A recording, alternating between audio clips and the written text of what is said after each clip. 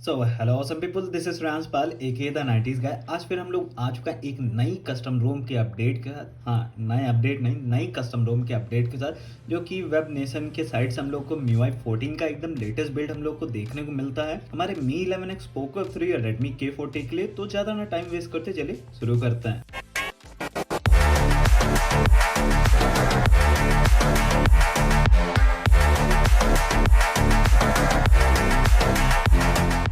So as usual हम लोग चलेंगे फ़ोन के अबाउट सेक्शन में, जहाँ पे हम लोग जाके देखेंगे कि हम लोग को यहाँ पे MIUI वर्जन 14.0.3.0 देखने को मिलता है, जो कि स्टेबल बिल्ड है।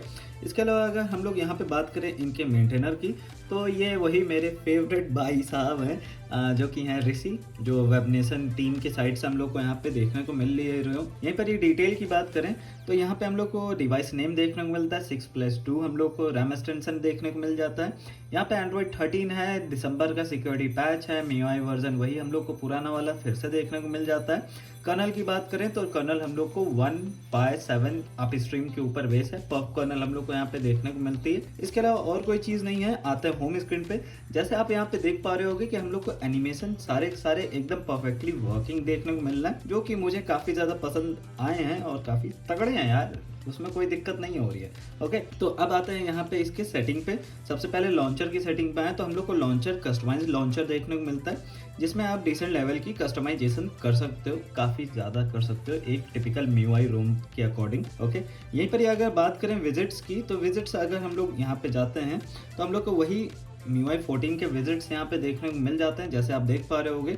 ऐसा नहीं है कि MIUI 14 के केवल एक जो डॉग वाला और समथिंग वाले जो एनिमेशन रहते हैं वो वाले हम लोग को यहाँ पे विजिट देखने को मिले। हम लोग को ऑलमोस्ट सारे के सारे MIUI 14 के विजिट यहाँ पे देखने को मिल जाते हैं, बस आपको डेटा देना पड़ेगा उतना और ये लोड हो जाएगा। भाई बहुत सारे हैं, बहुत हैं, लिटरली आप यहाँ से मैं इसको स्क्रॉल करता जाऊँ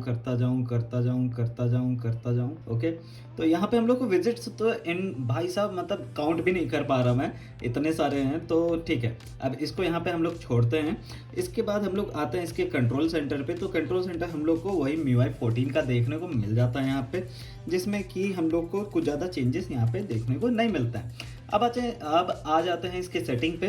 तो सेटिंग पे हम लोग को यहाँ पे नेटवर्क, इंटरनेट, सारी चीज़ें एकदम परफेक्टली वर्किंग देखने को मिल जाती है, जिसमें किसी तरीके की कोई दिक्कत नहीं होती है। और हाँ, जिन लोगों का वो इशू रहता है कि MIUI का 5G वाला यहाँ पे चल रहा है कि नहीं चल रहा है जियो का, तो यहाँ पे भाई अभी भी नहीं दे रहा है मुझे, ठीक है। तो यहाँ मैं प्रेफरेंस नेटवर्क यहाँ पे 5G को सेलेक्ट कर देता हूँ, तो मे बी सेलेक्ट होने के बाद भी ये मुझे नहीं लगता है कि यहाँ देगा। हाँ, लखनऊ में मैं रहता हूँ, पहले ही बता दे रहा हूँ, जहाँ पे जियो की कवरेज आ चुकी है 5G की, लेकिन उसके बाद भी मुझे यहाँ पे देखने को नहीं मिला है।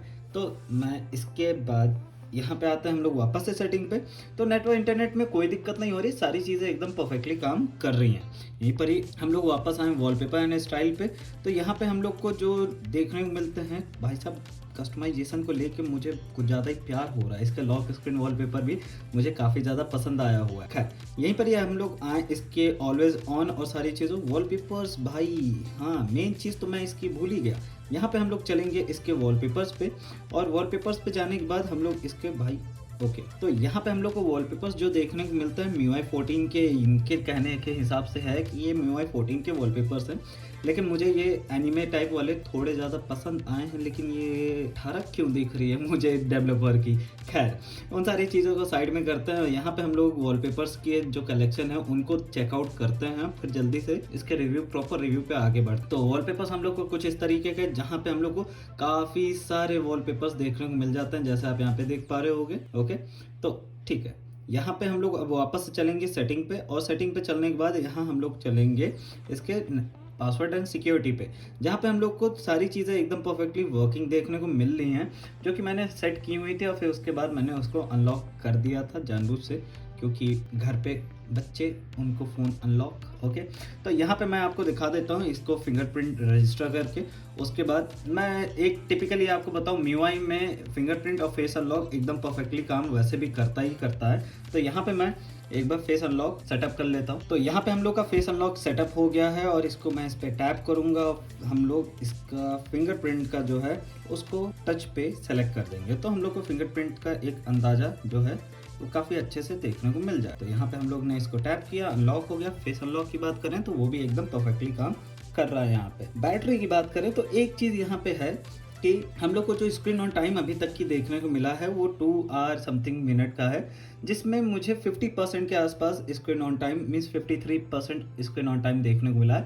अब आप लोग कहोगे कि भाई इतना कम कैसे, क्यों, और इतने कम का क्यों रिव्यू कर रहे हो और कह रहे हो कि अच्छी परफॉर्मेंस है, सारी चीज़ें सब कुछ बढ़िया है। ये इसलिए है क्योंकि मैंने back to back end to benchmark run किया है, फिर 2 मिनट का ब्रेक लिया है, मुश्किल से 2-3 मिनट का CPU टोटल किया है, फिर उसके बाद PUBG का गेम प्ले भी उसी में मैंने रिकॉर्ड किया है। सारी चीज़ें जितनी भी थी मैंने परफॉर्मेंस मोड पे सेट करके की थी। और हाँ, परफॉर्मेंस तो अच्छी है गेमिंग की, अगर बात करें वहाँ पे तो परफॉर्मेंस अच्छी है गेमिंग में, मुझे पसंद आई है, उसमें कोई दिक्कत नहीं होती है। और गेमिंग के हिसाब से अगर आप यहाँ पे कैलकुलेट कर लो तो 4.5 या 5 आवर के आसपास का आपको स्क्रीन ऑन टाइम यहाँ पे देखने को मिल जाएगा, जो कि काफ़ी सही है। आइडल ड्रेन की यहीं पर ही हम लोग बात करें तो 0.38 हम लोग को देखने को मिलता है, जो कि बढ़िया है, उसमें कोई दिक्कत नहीं होती। यहीं पर ही अगर हम लोग आए इसके एडिशनल फीचर्स पे, तो एडिशनल फीचर्स में हम लोग को कुछ ज़्यादा नहीं है। RAM extension up to 5 GB देखने को मिल जाता है और थोड़ी बहुत चीज़ें यहाँ पे देखने को मिलती हैं। इसके अलावा और कोई चीज़ मुझे नहीं लगता है कि यहाँ पे बाकी रह गई है। तो आते हैं होम स्क्रीन पे वापस से इसके कैमरे पे। तो कैमरे में हम लोग को यहाँ वीडियो पे चलेंगे और वीडियो पे जाने के बाद आप यहाँ पे देख पा रहे हो कि 4K 60 FPS हम लोग को देखने को मिल रहा है। ऑलमोस्ट ऑल फीचर्स हम लोग को यहाँ पे देखने को मिल जाते हैं, जो कि स्टॉक रूम में हम लोग को देखने को मिलता है, एज लाइक ऑडियो जूम और सारी चीज़ें।